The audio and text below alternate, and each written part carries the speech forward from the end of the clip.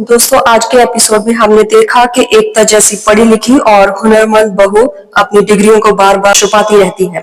घर वालों की नजरों में उसकी सालों की मेहनत, उसकी पढ़ाई, उसकी डिग्रियां सब बस इसी से ज्यादा नहीं। लेकिन जब गलती से वही डिग्रियां क्लाइंट्स के सामने चली जाती हैं, तो बाहर के लोग कहते हैं जी औरत तो बहुत काबिल है, इसे तो काम पर लेना चाहिए। यानी बाहर की दुनिया एकता की काबिलियत को मान लेती है, पर उसके अपने ही घर वाले आज भी बेकार समझते हैं। यहीं से शुरू होती है इस कहानी की असली जंग। समस्या डिग्रियों की नहीं थी, समस्या थी उस सोच की जो औरत को सिर्फ रसोई और घर के कामों तक सीमित कर देती है।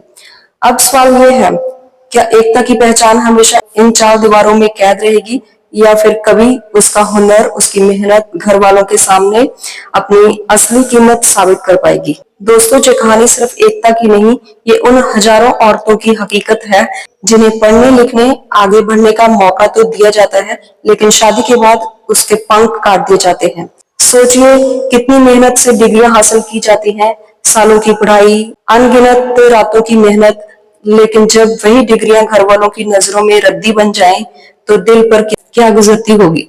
एकता चुपचाप सब सह लेती है, ना वो शिकायत करती है, ना बगावत, लेकिन उसके चेहरे पर साफ झलकता है, काश मुझे मौका मिलता, काश मेरी मेहनत को कोई पहचानता।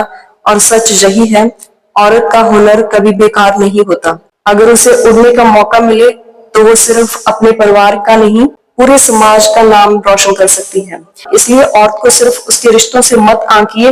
वो सिर्फ बहू या बीवी नहीं, वो एक इंसान है जिसके सपनों और हुनर की भी कीमत है। अगर आपके आसपास भी कोई एकता है तो उसका साथ दीजिए, क्योंकि जब एक औरत को उसका हक मिलता है तो पूरा घर, पूरा समाज ऊपर उठता है।